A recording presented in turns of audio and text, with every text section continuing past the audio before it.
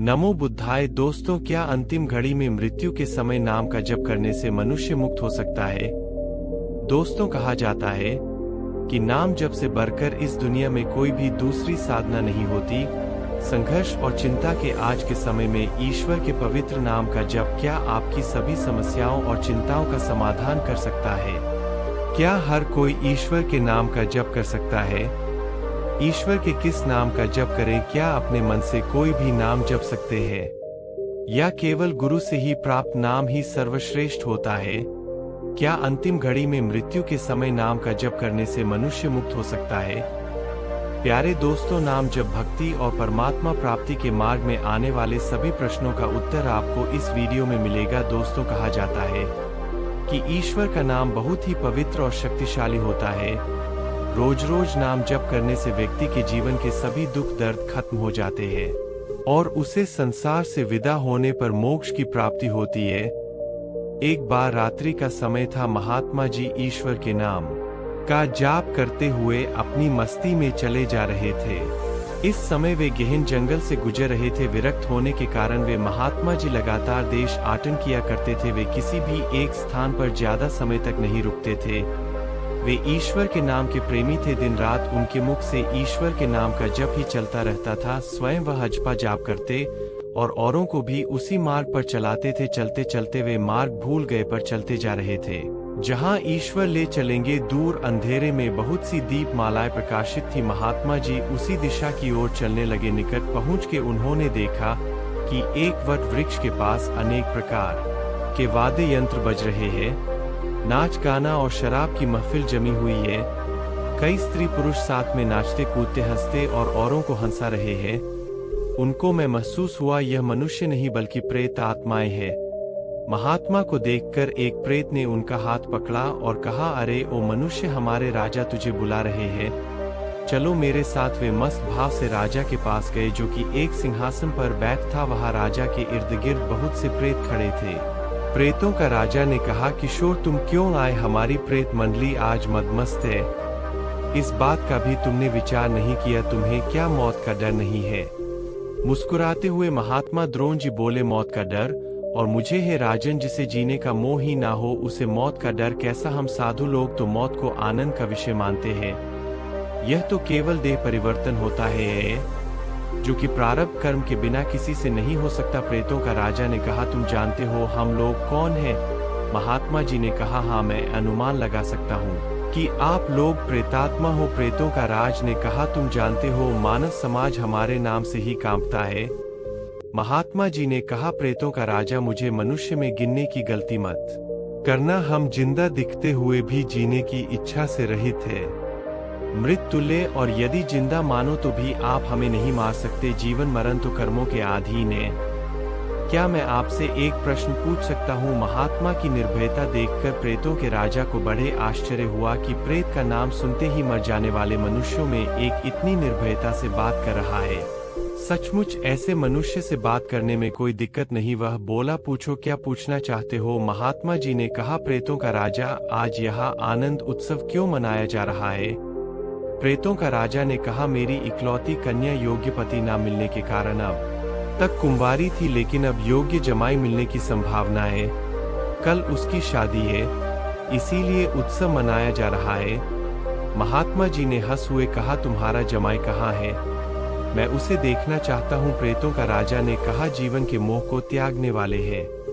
महात्मा, अभी तक वह हमारे इस प्रेत योनिकों को प्राप्त नहीं हुआ। वह इस जंगल के किनारे बसे गांव के एक धनवान का बालक है। महादुराचारी होने के कारण वह एक भयानक रोग से पीड़ित है और कल संध्या से पहले ही उसकी मृत्यु हो जाएगी और फिर उसकी शादी मेरी कन्या से होगी। रात भर गीत नृत्य और मदपान करके हम लोग आनंद उत्सव मनाएंगे, ईश्वर के नाम का जप करते हुए।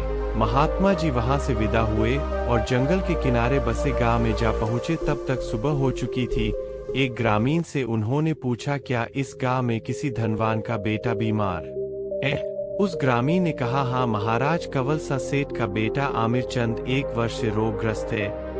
बहुत उपचार किए जाने पर भी वह ठीक नहीं हुआ। महात्मा जी ने उस ग्रामीण धन्यवाद किया और पूछते हुए उस धनवान के घर जा पहुँचे। वहाँ कंवल की हालत गंभीर थी, वह अंतिम घड़ियां गिन रहा था। लेकिन फिर भी महात्मा जी को देखकर माता पिता को आशा की किरण दिखी। उन्होंने महात्मा जी का स्वागत किया। सेठ के बेटे के पलंग के निकट आकर महात्मा जी प्रभु नाम का जाप करने लगे। दोपहर होते होते लोगों का आना जाना बढ़ने लगा। महात्मा जी ने पूछा, क्यों कंवल, अब कैसी तबीयत है? उसने आंखें खोलते ही अपने सामने एक प्रतापी महात्मा को देखा तो रो पड़ा। बोला, महाराज, क्या आप मेरा अंत सुधारने के लिए पधारे हो? मैंने अपने जीवन में बहुत पाप किए हैं। ईश्वर के दरबार में मैं क्या मुंह दिखाऊंगा? फिर भी आप जैसे महात्मा के मुझे दर्शन हुए, यह मेरे लिए शुभ संकेत है। इतना कहते ही उसकी सांस फूलने लगी, वह खांसने लगा। महात्मा जी ने कहा, बेटा निराश ना हो, ईश्वर का नाम तो पतित पावन है। तेरी यह अंतिम घड़ी है, अब काल से तुझे डरने की कोई जरूरत नहीं है। खूब शांति से अपनी तमाम चित्त वृत्तियों के वेग को रोककर ईश्वर के नाम के जप में अपने मन को लगाओ, अजपा जाप में लग जाओ, क्योंकि ईश्वर का नाम ब्रह्मा हत्या आदि महापापों का नाश करने में समर्थ है। महात्मा जी ने कंवल के कान में ईश्वर के नाम का उच्चारण किया। दिन ढलते ही कंवल की बीमारी बढ़ने लगी। वैद्य हकीम बुलाए गए, भस्म आदि कीमती औषधि दी गई, किंतु अंतिम समय आ गया। यह जानकर महात्मा जी ने थोड़ा नीचे झुककर उसके कान में फिर से ईश्वर का नाम लेने की याद दिलाई। ईश्वर के नाम का उच्चारण करते ही कंवल के प्राण पखेरु उड़ गए। लोगों ने रोना धोना शुरू कर दिया। शमशान यात्रा की तैयारियां होने लगी। मौका पाकर के महात्मा जी वहां से चल दिए। नदी के तट पर आकर स्नान ध्यान करके नाम का स्मरण करते हुए वह वहां से रवाना हुए। शाम ढल थी। वे मध्यरात्रि के समय जंगल में फिर से उसी वटवृक्ष के नीचे जा पहुंचे जहां पर प्रेत समाज उपस्थित था। प्रेतों का राजा सिंहासन पर हताश होकर बैठा था। आज गीत नृत्य हास कुछ नहीं था। चारों ओर करुण कंदन हो रहा था। सभी प्रेत रो रहे थे। महात्मा जी ने पूछा, प्रेतों के राजा, कल तो यहाँ बड़े आनंद उत्सव हो रहा था, लेकिन आज शोक समुद्र लहरा रहा है, क्या कुछ अहित हो गया? प्रेतों के राजा ने कहा, हाँ भाई, इसीलिए हम सब रो रहे हैं। हमारा तो सत्यानाश हो गया है। मेरी बेटी की आज शादी होने वाली थी, अब वह कुंवारी ही रहेगी। महात्मा जी ने पूछा, प्रेतों का राजा, तुम्हारा जमाई तो आज मर गया है, फिर तुम्हारी बेटी कुंवारी क्यों रही? प्रेतों के राजा ने चिढ़क के कहा, यह सब तेरे बाप से हुआ है। मैं ही मूर्ख था जो मैंने कल तुझे सब कुछ बता दिया, तूने तो हमारा सत्यानाश कर दिया। महात्मा जी ने नम्र भाव से कहा, हे प्रेतों का राजा, मैंने आपका अहित किया, यह मुझे समझ में नहीं आया, क्षमा करे मुझे। मेरी भूल बताओगे तो मैं दोबारा ऐसा नहीं करूंगा। प्रेतों के राजा ने जलते हृदय से कहा, यहाँ से जाकर तूने उस मरने वाले कंवल को नाम स्मरण का मार्ग बताया और अंत समय भी उसे ईश्वर का नाम कहलवान हो गया और मेरी बेटी कुंवारी ही रह गई। महात्मा जी ने कहा, क्या सिर्फ एक बार नाम जब से वह प्रेत योनि से छूट गया? क्या आप सच कह रहे हो? प्रेतों का राजा ने कहा, हाँ भाई, जो मनुष्य ईश्वर के नाम का जप करता है वह नाम जप के प्रताप से हमारी प्रेत योनि को कभी प्राप्त नहीं होता। और यह सच है कि ईश्वर के नाम जप में नर उद्धारण शक्ति होती है।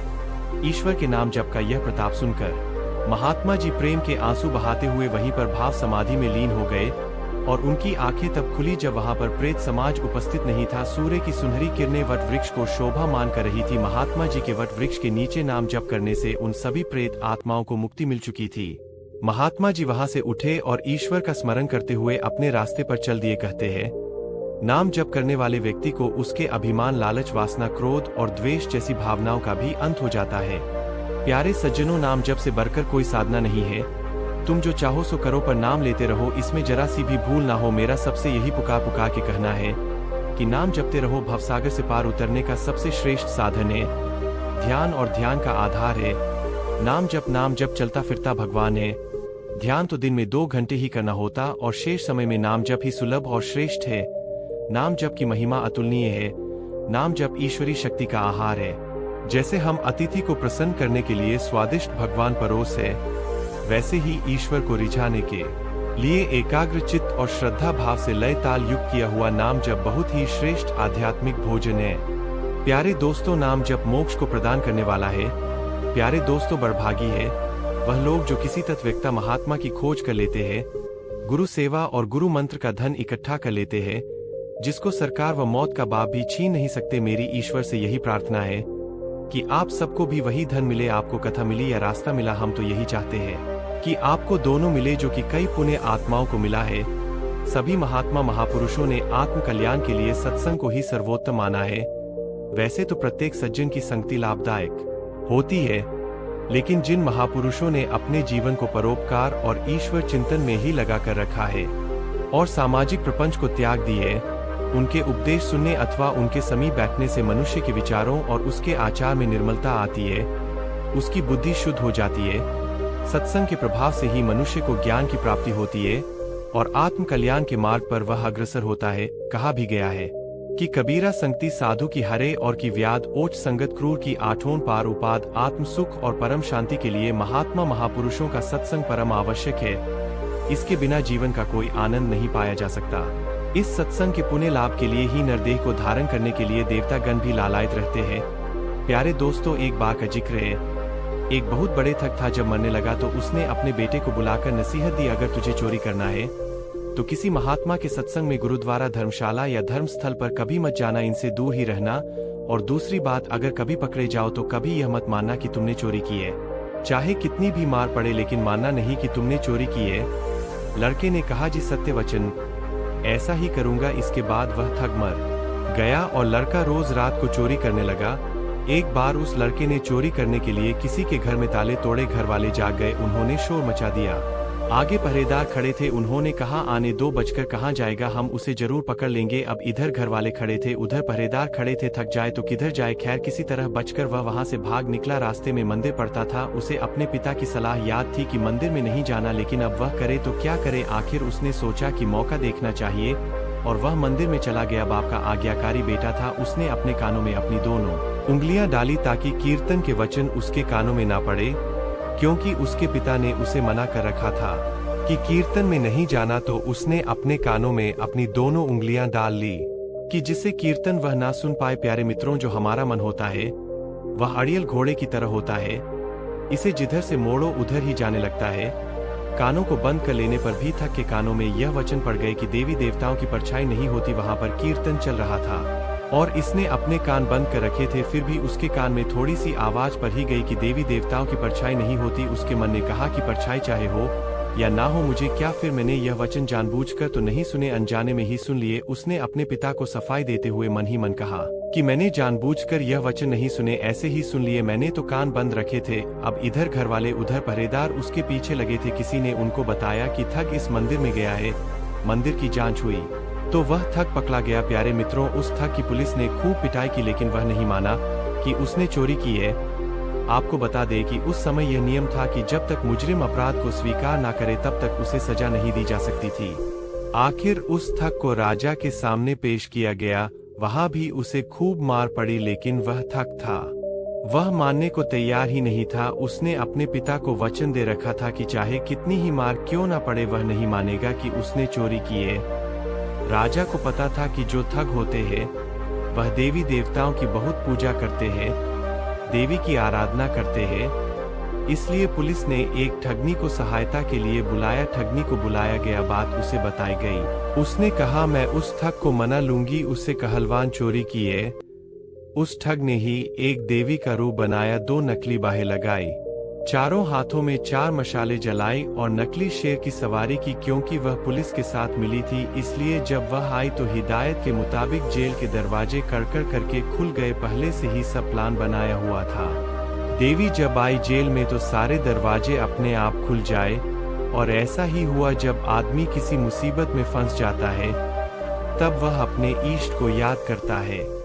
इसलिए ठग भी उस समय देवी जी की ही याद में बैठा था। अचानक से दरवाजा खुला और कमरे में एकाएक ही रोशनी हो गई। वह ठगनी जिसने देवी का रूप बनाया हुआ था, वह एक खास अंदाज में कहने लगी कि देखो भक्त, तूने मुझे याद किया और मैं आ गई। तूने अच्छा किया जो चोरी की बात नहीं बताई। तूने अगर चोरी की है तो मुझे सच सच बता दे, मुझसे कुछ नहीं छुपा है, मैं तुझे फौरन ही आजाद कर दूंगी। चोर देवी का भक्त था।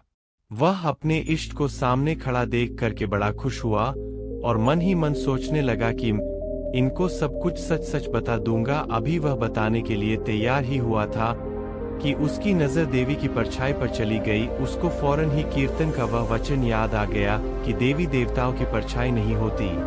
उसने देखा कि उसकी जो देवी है उनकी तो परछाई है। वह समझ गया कि यह कोई देवी नहीं है, जरूर हमारे साथ छल किया गया है। यह सोच कर के वह फौरन ही रुक गया और कहने लगा, माँ मैंने कोई चोरी नहीं की, और अगर मैंने चोरी की होती तो क्या मैं आपको को नहीं बताता। आप तो स्वयं सर्वव्यापी है, आप तो त्रिकालदर्शी है, आप सब जानती है। अगर मैंने चोरी की होती तो आपको तो पता होता है। हे माँ मैंने कोई चोरी नहीं की। ठग के कहने पर जेल के बाहर बैठे पहरेदार ठग और ठग की वार्तालाप को नोट कर रहे थे। उनको और ठग को विश्वास हो गया कि चोरी इसने नहीं की। अगले ही दिन उन्होंने राजा से कह दिया कि महाराज यह ठग नहीं है, और फिर राजा ने उसको आजाद कर दिया। जब ठग आजाद हुआ तो सोचने लगा कि जब कीर्तन का एक वचन सुना तो जेल से छूट गया। अगर सारी उम्र सुन लूं तो पता नहीं मुझे क्या क्या मिल जाए। जब उसके मन में यह ख्याल आया तब वह रोज कीर्तन में जाने लगा, और चोरी जैसे काम भी उसने हमेशा हमेशा के लिए छोड़ दिए। उसने किसी महात्मा महापुरुष की चरण शरण ले ली। इससे धीरे धीरे वह खुद भी एक महात्मा महापुरुष बन गया। प्यारे दोस्तों, इसीलिए कहते हैं कि कीर्तन के बराबर ना तो गंगा है, ना यमुना है, और ना ही कोई अन्य तीर्थ है।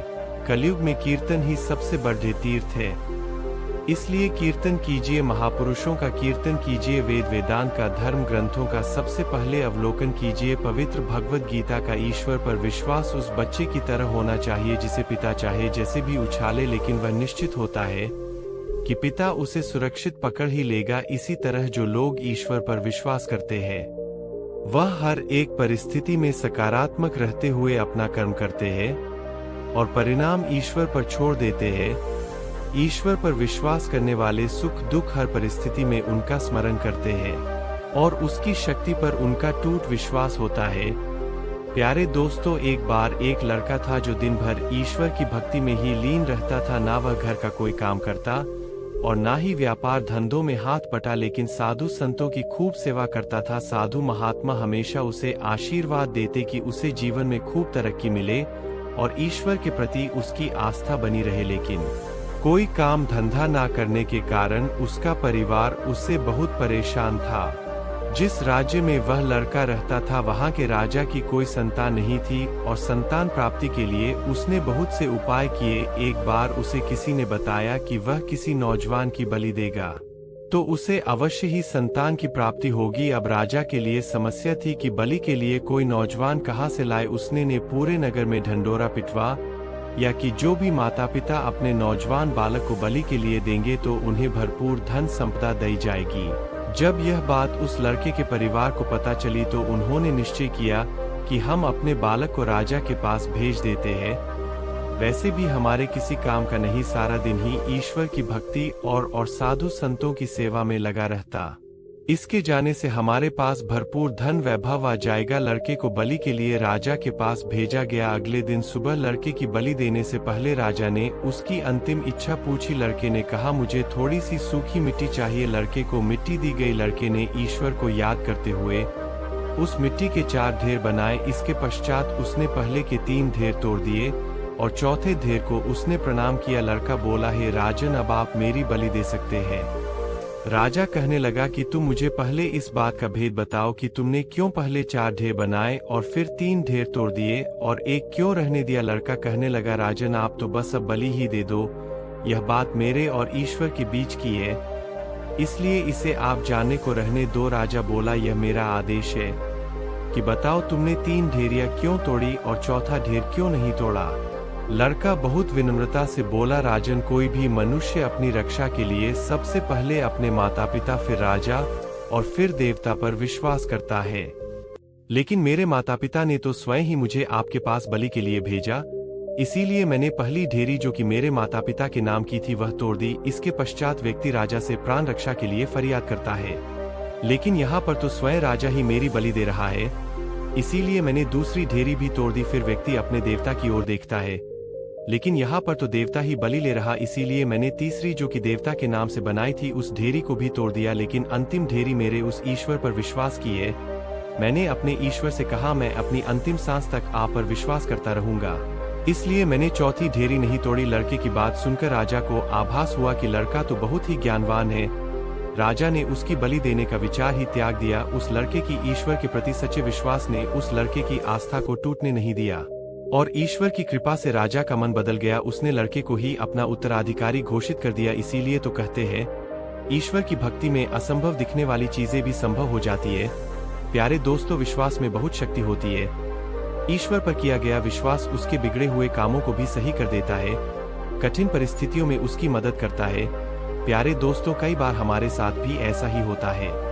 जब हमें लगता है कि अब कोई भी समाधान शेष नहीं बचा है, तब ईश्वर की कृपा से कुछ ऐसा हो जाता है जो हमारी सोच से परे हो। जहां ईश्वर पर विश्वास और श्रद्धा आत्मसंतुष्टि और उन्नत का कारण बनती है, वहीं पर अहंकार अनीति और अन्याय विनाश का कारण बनता है। प्यारे दोस्तों, जो भी ईश्वर पर पूर्ण श्रद्धा और विश्वास रखता है, अच्छे कार्य करता लोगों की मदद करता है, भजन ध्यान और स्मरण करता है, ईश्वर उसकी मदद जरूर करते हैं। प्यारे दोस्तों, इसलिए ईश्वर पर विश्वास व्यक्ति में उम्मीद की किरण को जगाता रहता है, जिससे वह कठिन परिस्थितियों में भी आगे बढ़ने के लिए लगातार प्रयास करता है। मेरे बड़े हैं भाई हमेशा बुरे कर्म और अधर्म कार्य करता रहता है। मैं अपने बड़े भाई के परलोक भ्रमण के बाद उसके कर्मों के फल को लेकर चिंतित हूँ, क्योंकि उसने इतने सारे बुरे कर्म किए हैं कि उसको नर्क में भी जगह नहीं मिलेगी। यह सुनकर महात्मा बोले, चिंता मत करो बेटा, सब ठीक हो जाएगा। आज की रात हम आपके घर में ही आराम करेंगे, बाकी सब तुम ईश्वर पर छोड़ दो। छोटे भाई महात्मा की यह बात सुनकर प्रसन्न होता है और अपने घर जाकर महात्मा के आदर सत्कार के लिए सारी व्यवस्था करता है। यह सब देखकर उसका बर्थडे भाई बहुत ही क्रोधित होता और उससे पूछता है कि यह सब क्या हो रहा है, घर को इतना क्यों सजाया जा रहा है। तब छोटे भाई महात्मा के आने की सारी बात बताता है। इस पर बड़े भाई बहुत ही क्रोधित होकर बोलता है कि तुम्हें पता नहीं है, मुझे यह सब पूजा पाठ महात्मा का सत्संग बिल्कुल पसंद नहीं है। फिर तुमने उस महात्मा को क्यों घर बुलाया। फिर छोटे भाई कहता है, भैया मैं पूरे गांव वालों के बीच महात्मा को हमारे घर में रात्रि आश्रय के लिए आमंत्रित कर चुका हूं। अगर आज महात्मा को मना करता हूं तो गांव में आपकी बदनामी होगी। बदनामी की बात सुनते ही बड़े भाई महात्मा को अपने घर में रात्रि श्री राम के लिए मान गया। यह सुनकर छोटे भाई बहुत ही प्रसन्न होता है। कुछ देर बाद उसके घर में महात्मा आते हैं। महात्मा को आते देखकर बड़े भाई चुपचाप शराब पीकर अपने कमरे में चला जाता है। इधर उसका छोटे भाई महात्मा को देखकर बहुत ही प्रसन्न होता है और बहुत ही बढ़िया रंग से महात्मा का आदर सत्कार करता है और भोजन भी कराता है। भोजन करने के बाद छोटे भाई के साथ महात्मा जोर जोर से भजन करने लगते हैं। महात्मा को जोर जोर से भजन करते सुन बड़े भाई को बहुत गुस्सा आया और शराब के नशे में महात्मा को अपशब्द बोलने लगा। यह सुनकर महात्मा को भी गुस्सा आया और उस पापी बड़े भाई को जमीन में पटक कर पैरों से दबा देता है और कहता है, अरे पापी श्री राम बोल, नहीं तो खूब मारूंगा। पापी कहता है, नहीं बोलूंगा। फिर महात्मा कहता है, बोलना पड़ेगा। फिर पापी कहता है, नहीं बोलूंगा। फिर महात्मा कहता है, क्या नहीं बोलेगा। तब पापी कहता है, मेरे प्राण भी निकल जाए तब भी मैं श्री राम नहीं कहूंगा। फिर महात्मा कहता है, क्या नहीं बोलगा। पापी कहता है, मैं श्री राम कभी नहीं बोलूंगा। पापी के मुंह से श्री राम शब्द नहीं बोलूंगा कहता सुनकर उसे छोड़ देता है और कहता है, चलो जैसा भी हो, तुमने अपने मुंह से श्री राम तो बोला बेटा। तुमने जो अभी श्री राम एक बार बोला है, इसका मूल्य कभी भी मत लगाना, क्योंकि यही एक बार श्री राम नाम तुम्हें मुक्ति दिलाएगा। यह कहकर महात्मा वहां से चला जाता है। कुछ दिनों बाद पापी रोग से ग्रसित होकर मर जाता है। यम के 2 भयानक रूप वाले दूत उसे लेने आते हैं, जिसे देखकर पापी बहुत ही डर जाता है। यम का दूत उसे यमपाश में बांध लेता है। उसके बाद उसके पाप पुण्य का खाता खोलता है। यमदूत देखता है कि इस व्यक्ति ने जीवन भर पाप ही पाप किया है, परंतु जीवन में केवल एक बार ही श्री राम का नाम लिया था। यमदूत उस पापी से कहता है कि अरे पापी, तुमने जीवन भर पाप किया है, लेकिन एक बार गलती से श्री राम का नाम लिया है, तो बताओ इसका क्या मूल्य लोगे। पापी व्यक्ति को महात्मा की बात याद आती है। महात्मा ने कहा था कि श्री राम नाम का कभी मोल मत लगाना। फिर पापी व्यक्ति यमदूत से बोलता है कि हे यमदूत, इस श्री राम नाम का मूल्य क्या है। यह सुनकर यमदूत असमंजस में पड़ गए कि एक बार श्री राम नाम लेने का क्या मूल्य हो सकता है। यमदूत को समझ में नहीं आया। फिर वह यम को बुलाता है। यम वहां पहुंचता है। यमदूतों ने यम को सारी बातें सुनाई, लेकिन यम भी एक बार श्री राम कहने का मूल्य नहीं बता पाया। यह देखकर पापी आदमी बहुत प्रसन्न हो जाता है और मन ही मन महात्मा को प्रणाम करता है। यम इसका मूल्य जानने के लिए उस पापी आदमी को इंद्र के पास लेकर जाता है। यम इंद्रलोक में जाकर देवराज इंद्र को सारी बात बताता है, लेकिन देवराज भी एक बार श्री राम नाम लेने का मूल्य नहीं बता पाया। यह देखकर यम और भी ज्यादा परेशान हो जाता है। उसके बाद यम इसका मूल्य पूछने के लिए ब्रह्मा जी के पास जाने लगता है।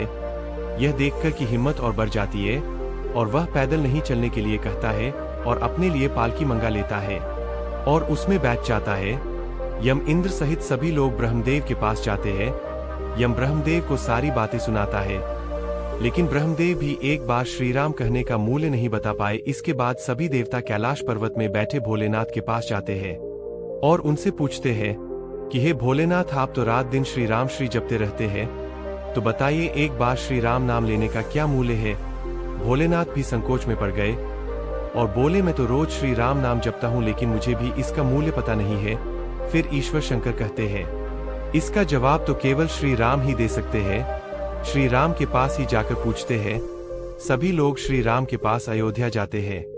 श्री राम अचानक सभी देवताओं को उसे पापी आदमी को पालकी में उठाकर लालाते देखकर सोचने लगे कि यह कोई बहुत ही ज्यादा पुण्य आत्मा है, जो इसे सारे देवता गण पालकी में सम्मान के साथ ला रहे हैं। सभी देवता श्री राम के पास आते हैं और पूछते हैं कि हे प्रभु, इस आदमी ने जीवन भर पाप किया है, लेकिन एक बार गलती से श्री राम कहा है और यह उसका मूल्य मांग रहा है, लेकिन हम सबको आपके इस नाम का मूल्य पता नहीं है। श्री राम कहते हैं, इसका मूल्य मुझे भी पता नहीं है, लेकिन इसका प्रभाव मुझे प्रत्यक्ष दिख रहा है।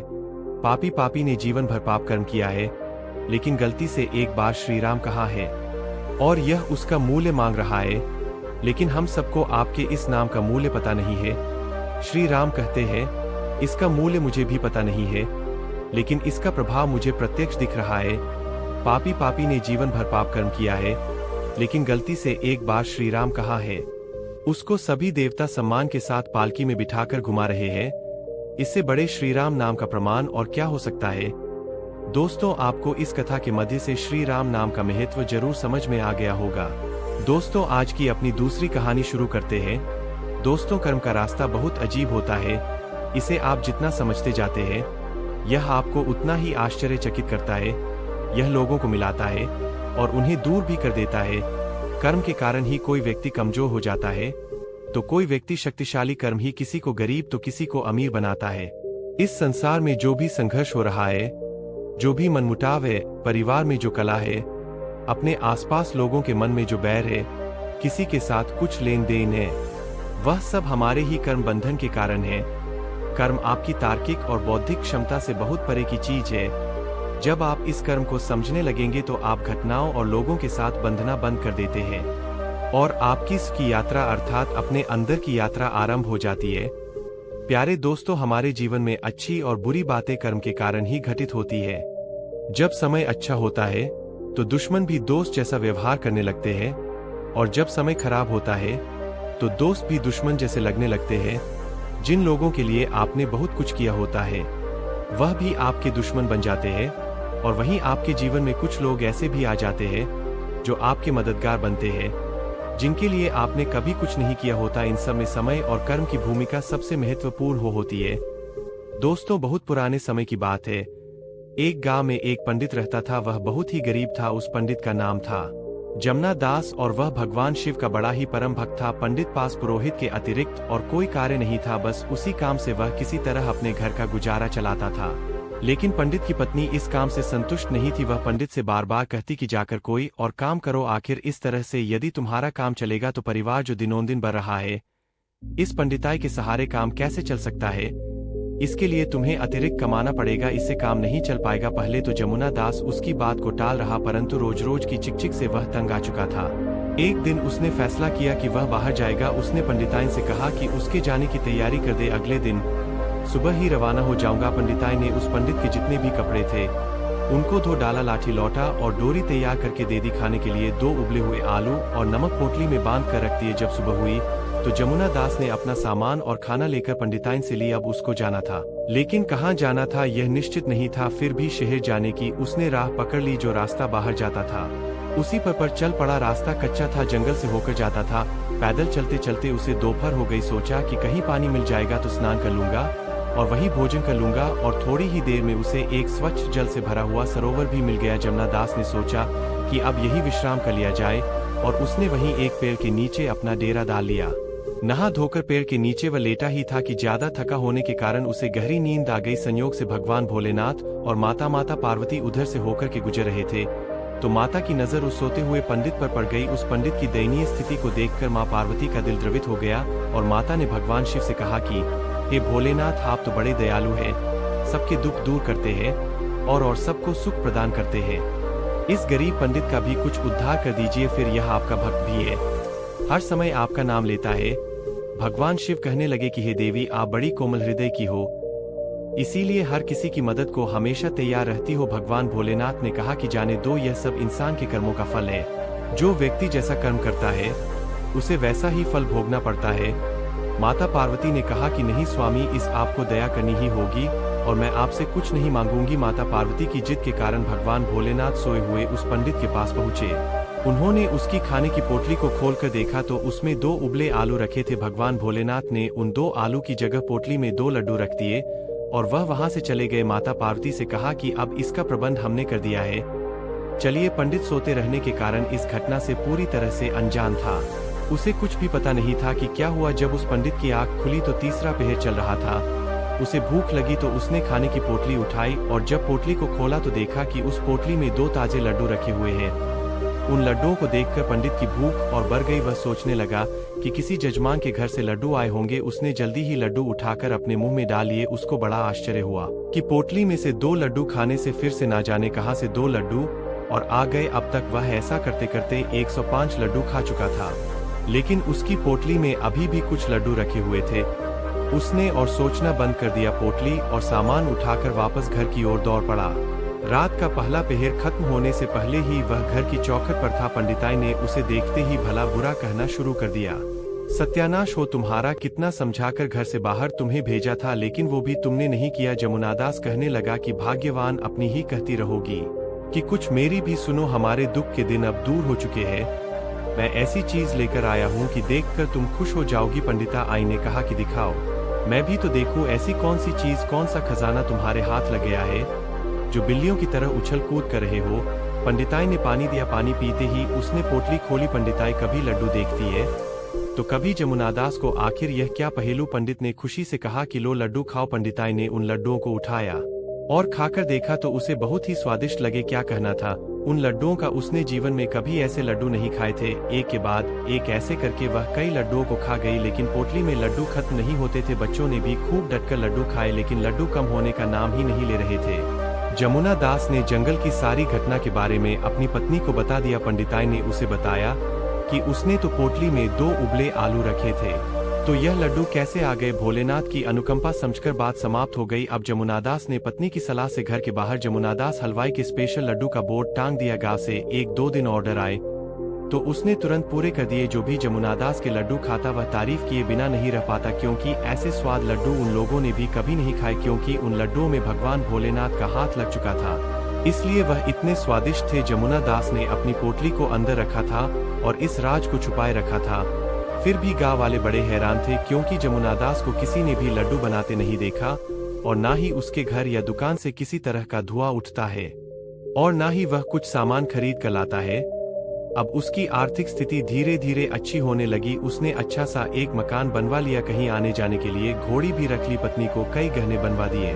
उसकी पत्नी सोने चांदी के जेवर से लद चुकी थी। पत्नी की सलाह पर उसने राजा के दरबार में भी आना जाना शुरू कर दिया था, लेकिन जब आदमी बड़ा बन जाता है तो उसके दुश्मन भी कई बन जाते हैं। गांव में जो लोग उसकी तरक्की से जलते थे वह लोग राज दरबार तक उसकी चुगली करने पहुंच गए। किसी दुश्मन ने उसकी पोटली वाले राज को जान लिया था और यह बात राजा के कानों तक भी पहुंच चुकी थी।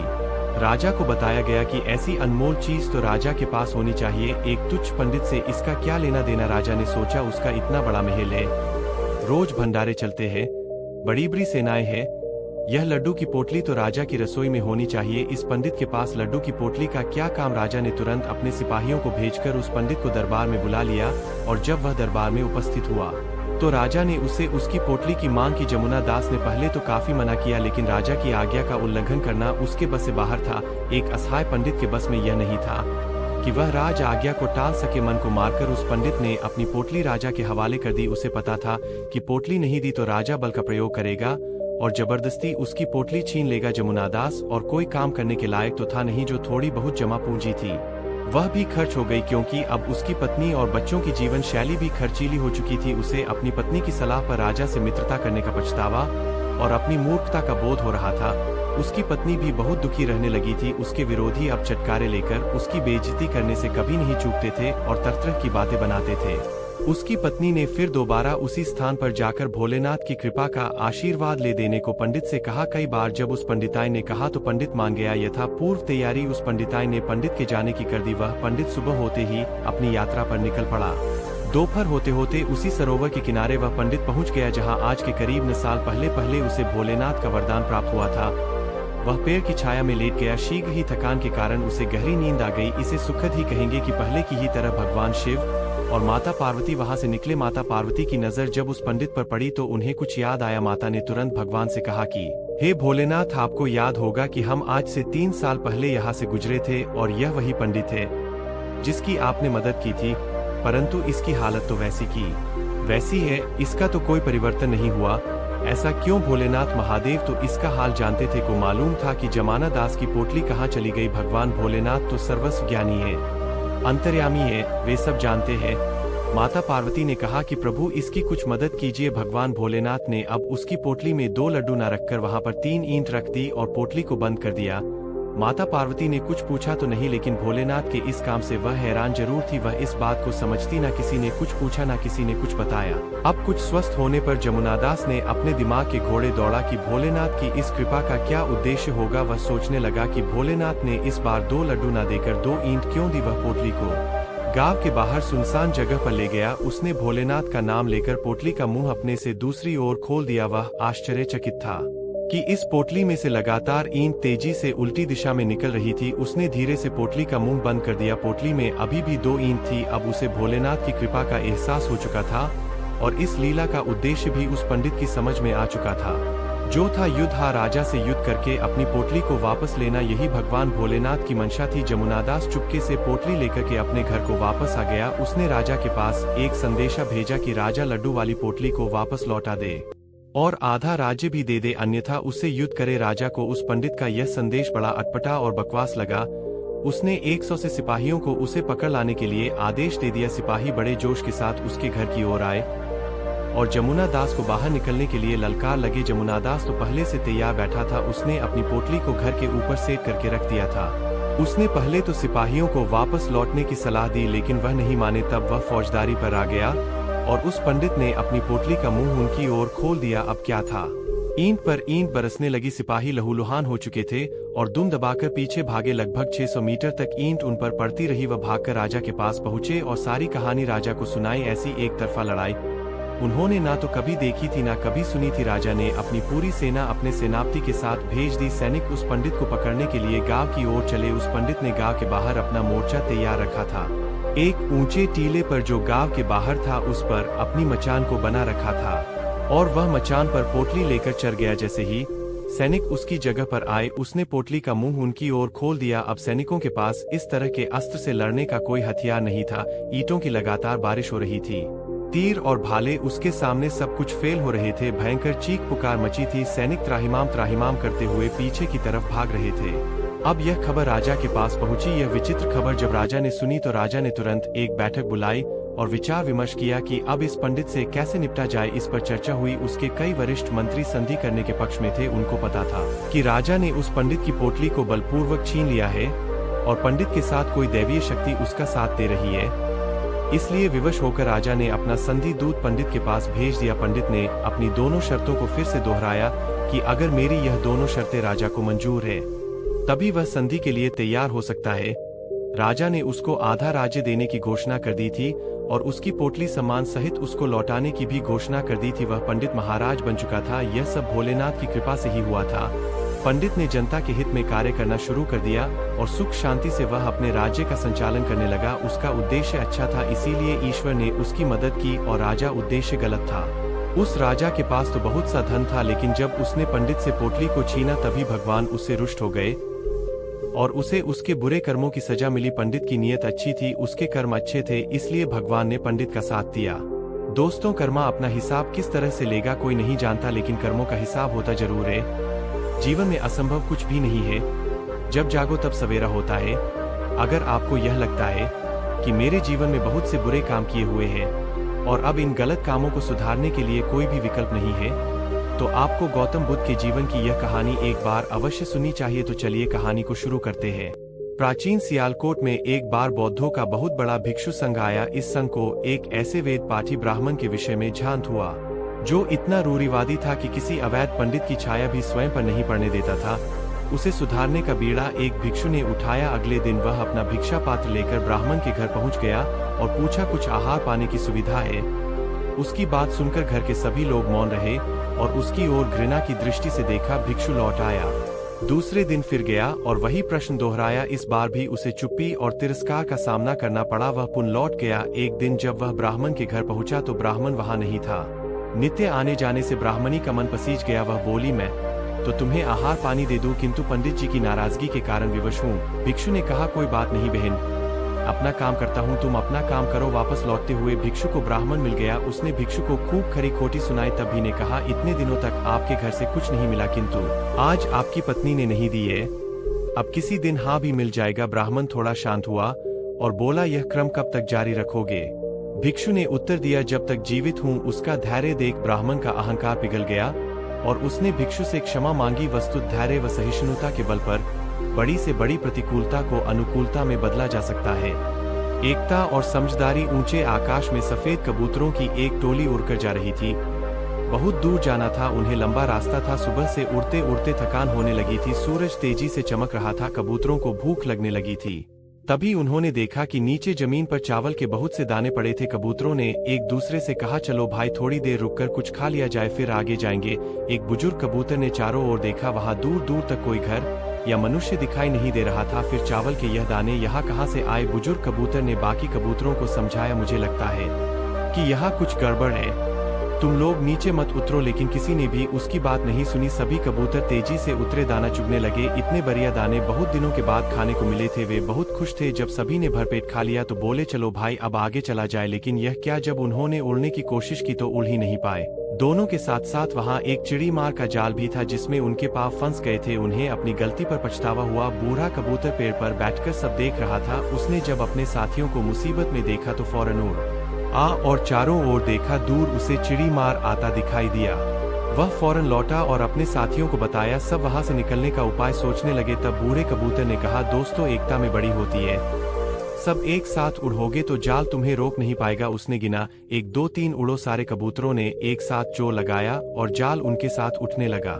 जब तक चिड़ी मार वहां पहुंचा तब तक जाल काफी ऊपर उठ चुका था। वह देखता ही रह गया और कबूतर जाल लेकर उड़ गए। बूढ़ा कबूतर सबसे आगे उड़ रहा था। काफी देर उड़ने के बाद वे नीचे उतरे। वहां कबूतरों के दोस्त चूहे रहते थे। चूहों ने अपने तेज दांतों से जाल काट दिया।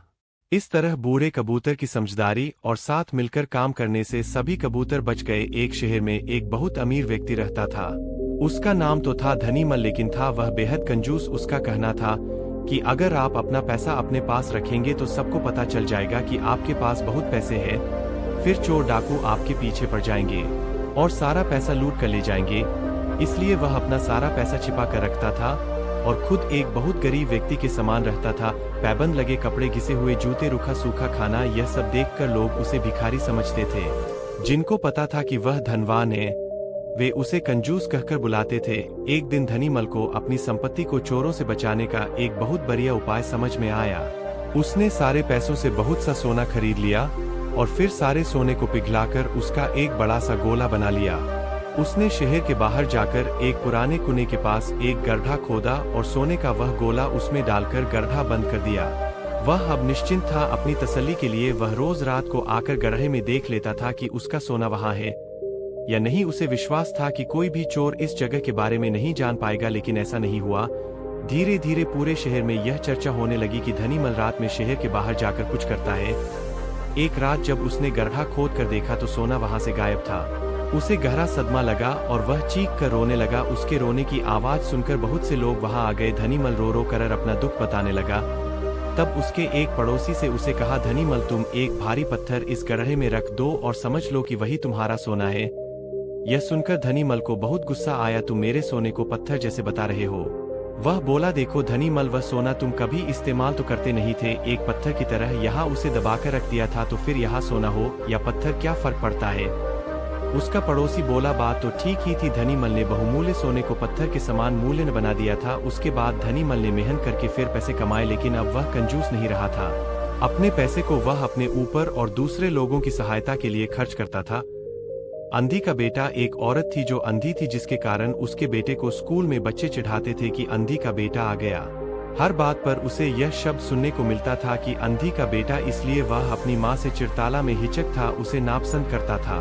उसकी माँ ने उसे पढ़ाया और उसे इस लायक बना दिया कि वह अपने पैरों पर खड़ा हो सके, लेकिन जब वह बड़ा आदमी बन गया तो अपनी माँ को छोड़ अलग रहने लगा। एक दिन एक बूढ़ी औरत उसके घर आई और गार्ड से बोली, मुझे तुम्हारे साहब से मिलना है।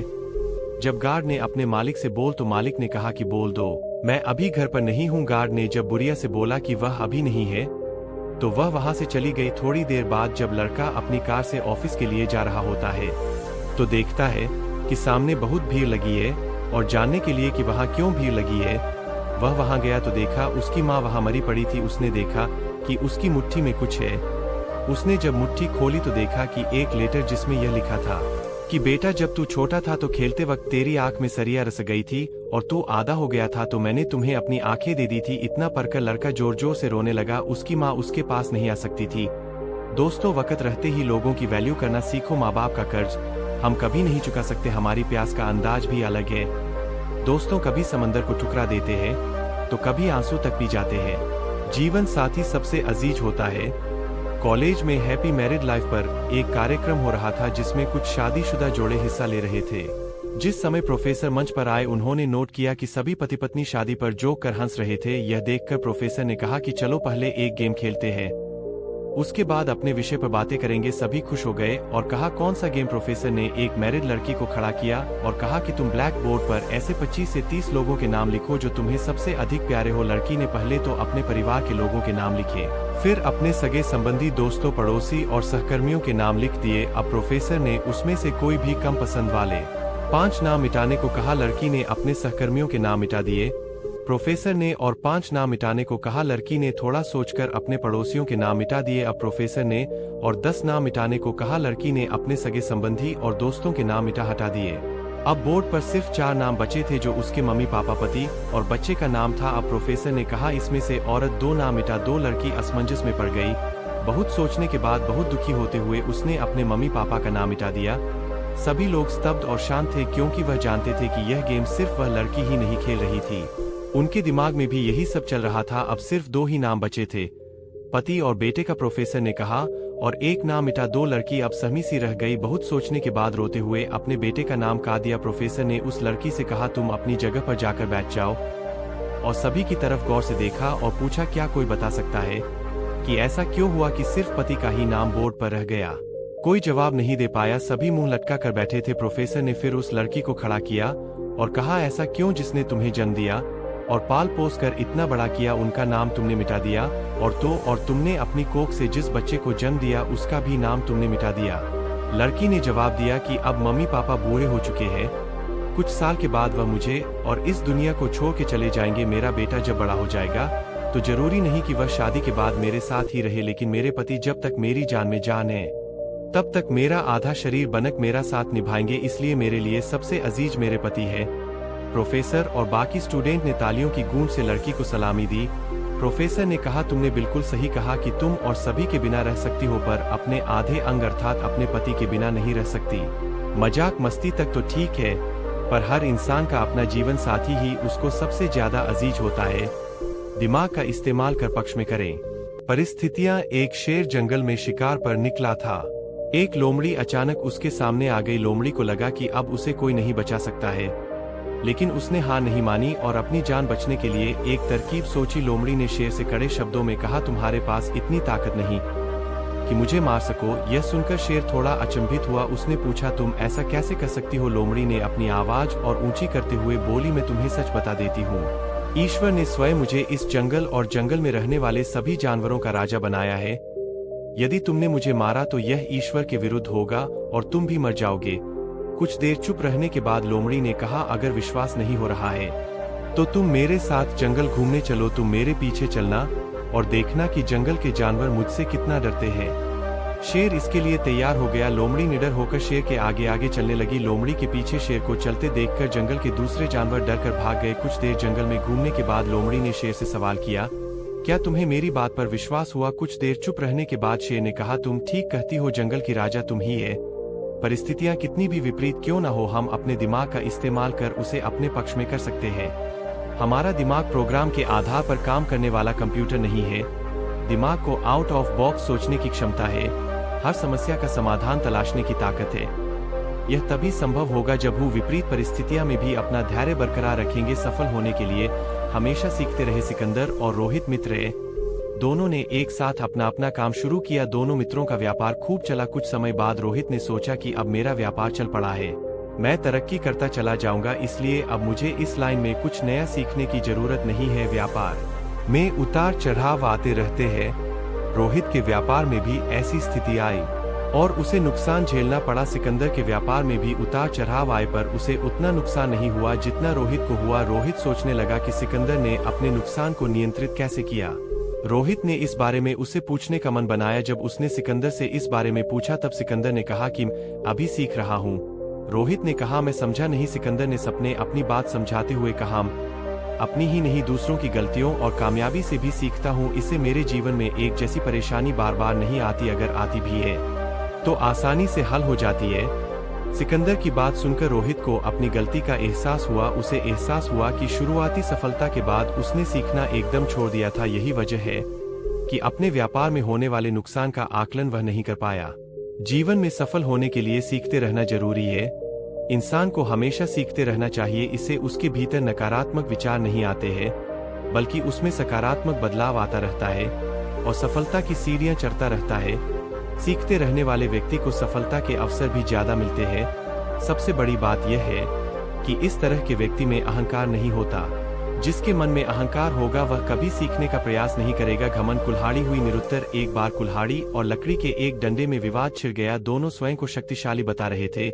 हालांकि लकड़ी का डंडा बाद में शांत हो गया, किंतु कुल्हाड़ी का बोलना जारी रहा। कुल्हाड़ी में घमंड अत्यधिक था। वह गुस्से में भरकर बोल रही थी, तुमने स्वयं को समझ क्या रखा है? तुम्हारी शक्ति मेरे आगे पानी भरती है। मैं चाहूं तो बड़े बड़े वृक्षों को पल में काट कर गिरा दूं, धरती का सीना फाड़कर उसमें तालाब कुआं बना दूं। तुम मेरी बराबरी कर पाओगे? मेरे सामने से हट जाओ, अन्यथा तुम्हारे टुकड़े टुकड़े कर दूंगी। लकड़ी का डंडा कुल्हाड़ी की अहंकारपूर्ण बातों को सुनकर धीरे से बोला, तुम जो कर रही हो वह बिल्कुल ठीक है, किंतु तुम्हारा ध्यान शायद एक बात की ओर नहीं गया जो कुछ तुमने करने को कहा है। बेशक तुम कर सकती हो, किंतु अकेले अपने दम पर नहीं कर सकती। कुल्हाड़ी ने चिढ़कर कहा, क्यों, मुझ में किस बात की कमी है? डंडा बोला, जब तक मैं तुम्हारी सहायता ना करूं तुम यह सब नहीं कर सकती हो। जब तक मैं हत्या बनकर तुम्हें ना लगाया जाऊं तब कोई किसे पकड़कर तुमसे यह सारे काम लेगा। बिना हत्या की कुल्हाड़ी से कोई काम लेना असंभव है। कुल्हाड़ी को अपनी भूल का एहसास हुआ और उसने डंडे से क्षमा मांगी। कथासार यह है कि दुनिया सहयोग से चलती है। जिस प्रकार ताली दोनों हाथों के मेल से बजती है, उसी प्रकार सामाजिक विकास भी परस्पर सहयोग से ही संभव होता है। उम्मीद है कि आपको यह कहानी अच्छी लगी होगी और आपने इस कहानी से कुछ सीखा होगा। अपने सुझाव हमें कमेंट बॉक्स में दीजिए और ऐसी ही ज्ञानवर्धक कहानी सुनने के लिए हमारे चैनल बुद्धा सारांश को सब्सक्राइब कर लीजिए।